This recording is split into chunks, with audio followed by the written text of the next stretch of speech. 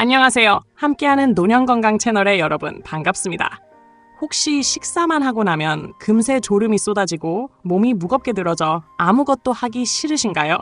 또 소화가 잘 안 되어 더부룩하거나 변비와 설사가 번갈아 오면서 일상생활이 불편하지 않으신가요? 많은 분들이 겪지만 쉽게 해결하지 못하는 이 문제. 오늘 영상에서는 단 한 가지 습관만 바꿔도 놀라운 변화를 경험할 수 있는 방법을 알려드리겠습니다.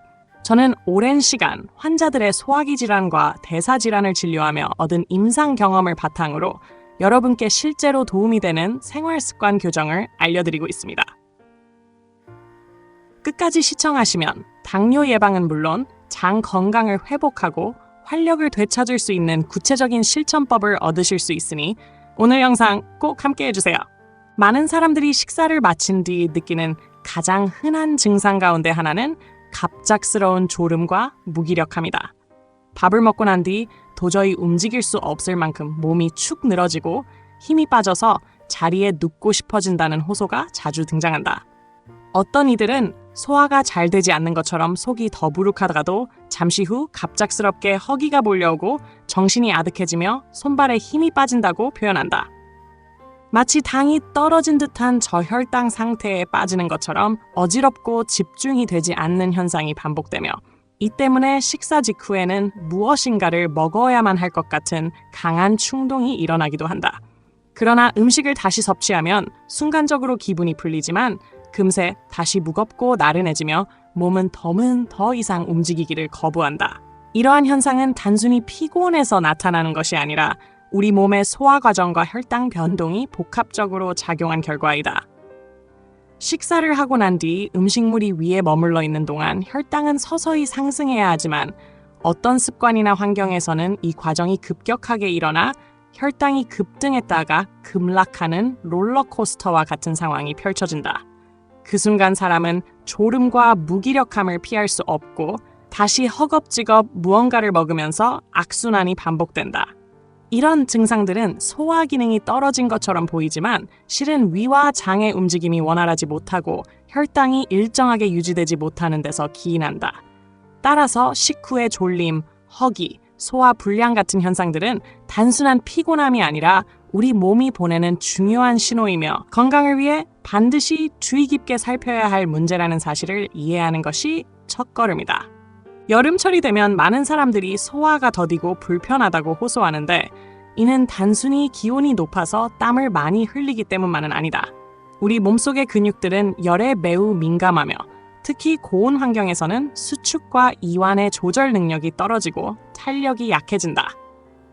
근육이 지쳐 힘을 제대로 발휘하지 못하는 상황이 되면 운동 능력이 저하되는 것은 물론 소화기관 역시 근육으로 이루어진 장기이기 때문에 그 기능이 둔화된다. 위와 장은 끊임없이 수축과 이완을 반복하며 음식을 섞고 이동시키는데 여름철에 더위가 심해지면 이 운동이 느슨해지고 약해져서 음식물이 제때 분쇄되지 못하고 위 속에 오래 머무르게 된다.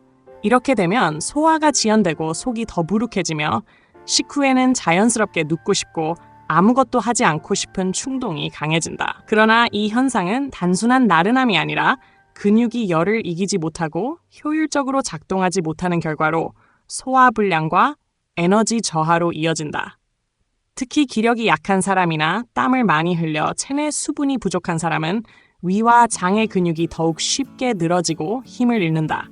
결국 여름철에는 소화가 더 힘들어지고 식사 후 무력감이 두드러지게 나타나는데 이는 계절적 요인과 생리적 요인이 겹쳐진 결과이며 올바른 관리 없이는 만성적인 소화장애와 피로로 이어질 수 있다. 인간의 소화기관은 다른 동물들과 달리 직립보행에 맞추어 수직 구조를 이루고 있기 때문에 식사 후 어떤 자세를 취하느냐에 따라 소화 과정이 크게 달라진다. 동물들은 몸이 수평 구조여서 음식물이 비교적 자연스럽게 이동할 수 있지만 인간은 위에서 아래로 이어지는 긴 통로를 통해 중력과 근육의 연동 운동이 동시에 작용해야만 정상적인 소화가 이루어진다. 음식을 삼키면 단순히 중력에 의해 아래로 떨어지는 것이 아니라 식도의 연동 운동과 괄약근의 수축력이 함께 작용하여 음식물이 위까지 도달한다. 위에서도 마찬가지로 단순히 아래쪽으로 고여 있는 것이 아니라 하부 근육의 수축과 이완을 반복하면서 음식물을 위로 들어 올렸다가 다시 내리며 소화액과 잘 섞이도록 돕는다. 그런데 이 과정에서 식사 직후 누워버리면 위의 구조가 옆으로 퍼지면서 음식물이 위 벽 한쪽에 고이게 되고 정상적인 위 근육의 수축 운동이 제대로 작동하지 못한다. 음식물이 위 안에서 골고루 섞이지 못하고 한쪽에 머물면서 소화 시간은 평소보다 훨씬 길어지고 점막은 음식물에 장시간 노출되어 손상되기 쉽다. 반대로 서 있거나 천천히 움직이는 경우에는 중력과 근육 수축이 조화를 이루어 음식이 잘게 분해되고 위에서 소장으로 적절히 배출되지만 누운 자세에서는 이러한 균형이 무너져 소화 불량과 위장 질환으로 이어진다. 따라서 인간의 직립 구조를 고려할 때 식후에 바로 눕는 것은 소화기계의 설계 원리를 거스르는 행위이며 장기적으로 위 점막 손상과 소화 기능 저하를 불러올 수 있는 위험한 습관이라 할 수 있다. 식사 후에 눕거나 잘못된 자세로 오래 앉아있는 습관은 단순히 소화를 늦추는 정도에서 끝나지 않고 여러 가지 심각한 질환을 유발할 수 있다. 위 안에 음식물이 장시간 머무르게 되면 위벽 점막은 본래 견딜 수 있는 쉬는 시간보다 훨씬 오랫동안 음식물과 산성 분비물에 노출되고 이로 인해 점차 약해지고 손상되어 만성 위염이나 위축성 위염으로 발전할 수 있다. 또한 음식물이 정체되면서 위의 하부 괄약근이 지속적으로 압력을 받게 되고 시간이 지남에 따라 이 괄약근이 느슨해지면 위 속 내용물이 식도로 역류하게 된다. 이렇게 형성된 역류성 식도염은 속쓰림과 가슴 통증을 유발하고 반복될 경우 식도 점막까지 손상시켜 만성적인 불쾌감을 남긴다. 더 나아가 위 속에서 음식물이 불완전하게 분해된 상태로 한꺼번에 소장으로 넘어가면 혈당이 급격히 상승하고 곧이어 인슐린 과다 분비로 인해 다시 혈당이 급격히 떨어지는 불안정한 변화를 경험하게 된다. 이른바 혈당 스파이크와 저혈당이 번갈아 나타나면서 몸은 극심한 피로와 무기력감을 겪고 결국 당뇨병 발병 위험까지 높아진다. 나아가 이러한 반복은 체중 증가, 대사 기능 저하, 만성적인 소화 장애로 이어지며 장기적으로는 위와 장뿐만 아니라 전신 건강에도 큰 부담을 준다.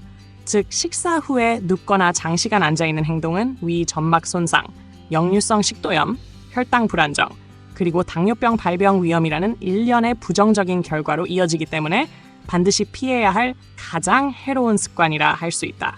식사 후 반드시 실천해야 할 가장 중요한 습관 가운데 하나는 가벼운 걷기와 같은 단순한 운동이다. 음식을 섭취하면 위에서 소장으로 음식물이 조금씩 이동하며 혈당이 서서히 오르는 것이 정상인데 누워있거나 가만히 앉아있으면 음식물이 한꺼번에 대량으로 소장에 넘어가면서 혈당이 급격히 치솟았다가 곧바로 떨어지는 불안정한 변화를 겪게 된다. 그러나 식사 후에 천천히 걸으면 음식물이 서서히 소장으로 내려가 혈당이 부드럽게 상승하고 안정적으로 유지되며 혈당이 과도하게 오르지 않기 때문에 인슐린이 과다하게 분비될 필요도 없다. 더불어 하체 근육이 움직이면서 포도당을 에너지로 빠르게 소비해주기 때문에 혈액 속에 당이 오래 남지 않고 이로써 혈당 스파이크와 저혈당을 예방할 수 있다. 실제로 식후 30분 이내에 단 3분만 걸어도 혈당 수치가 25%나 낮아진다는 연구 결과가 있을 정도로 효과는 즉각적이고 뚜렷하다. 또한 걷기는 소화기관으로 향하는 혈류를 원활하게 해주어 위와 장이 더욱 활발하게 운동할 수 있도록 돕기 때문에 소화불량이나 더부룩함을 예방하는 데도 탁월하다. 이처럼 식사 후에 간단한 걷기 습관은 소화를 돕고 혈당을 조절하며 인슐린 저항성을 줄여 결국 당뇨병의 위험을 낮추는 가장 효과적이고 안전한 방법이다. 그러므로 소화 건강과 전신 대사를 지키고자 하는 사람이라면 거창한 운동 계획을 세울 필요 없이 식사 후 반드시 짧게라도 걸어주는 습관을 들이는 것이 무엇보다 중요하다. 식사 후에 앉아서 오래 있거나 다리를 꼬는 습관은 소화기관과 혈액순환에 심각한 방해가 된다. 앉아 있을 때는 중력의 방향은 서 있을 때와 동일하지만 척추가 곧게 펴져 있지 않고 상체가 구부러지면서 복부에 압력이 가해진다.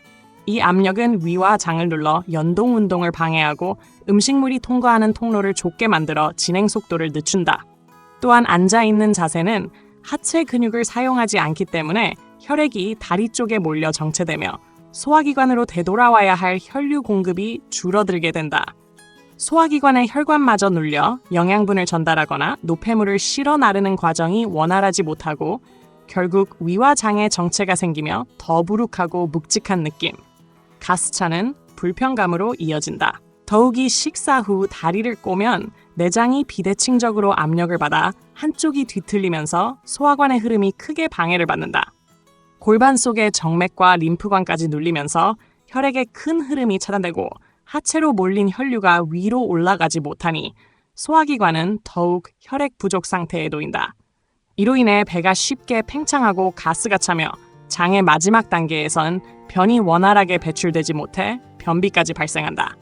시간이 지남에 따라 이러한 습관이 지속되면 내장 지방이 쌓여 복부 압력이 더 높아지고 장은 계속 눌려 소화장애가 만성화된다.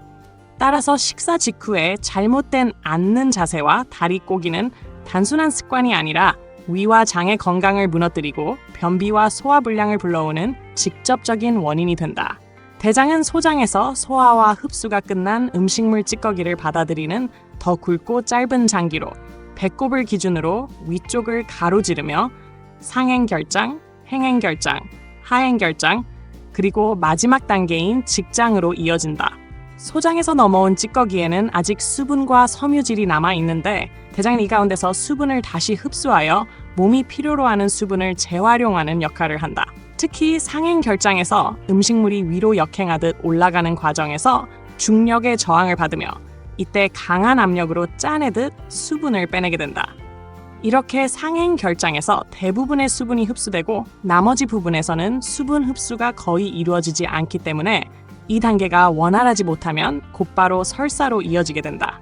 실제로 과민성 대장 증후군이나 설사가 잦은 사람들은 배꼽 오른쪽, 즉 상행결장 부위를 눌렀을 때 심한 압통을 느끼는 경우가 많다. 이는 그 부위의 혈류 공급이 원활하지 못하고 기능이 약화되어 있기 때문이다. 반대로 마지막 단계인 하행결장과 직장에서는 수분이 이미 대부분 흡수된 상태이므로 변이 지나치게 오래 머물면 점점 더 건조해지고 단단해져 변비가 발생한다. 따라서 대장의 구조적 특징 때문에 설사와 변비가 각각 다른 부위에서 나타나며 수분 흡수와 마찰 저항이 대장의 핵심적인 기능임을 알 수 있다.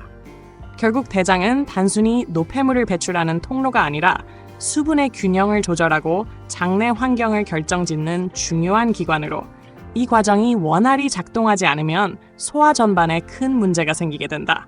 변비가 발생하는 근본적인 이유 가운데 하나는 대장의 마지막 구간에서 변이 충분히 미끄러져 내려오지 못하고 정체되는 데 있다. 정상적으로는 대장 점막에서 분비되는 점액이 변을 코팅하여 마찰을 줄여주기 때문에 수분이 이미 많이 흡수되어 건조해진 변도 원활하게 배출될 수 있다. 그러나 체내의 진액이 부족하거나 장 점막의 점액 분비가 줄어들면 변은 표면이 거칠고 딱딱해져 통과 과정에서 심한 마찰을 일으키게 된다.